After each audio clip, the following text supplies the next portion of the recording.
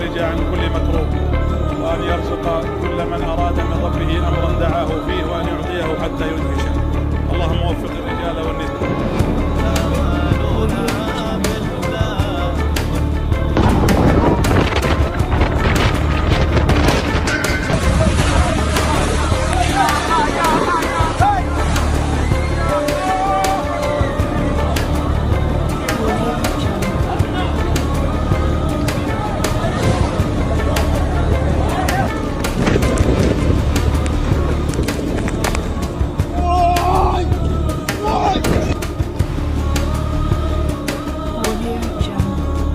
سبحانه وتعالى أن يفرج في هذه الساعة عن كل مهموم، وأن يفرج عن كل مكروه، وأن يرزق كل من أراد من ربه أمرا دعاه فيه، وأن يعطيه حتى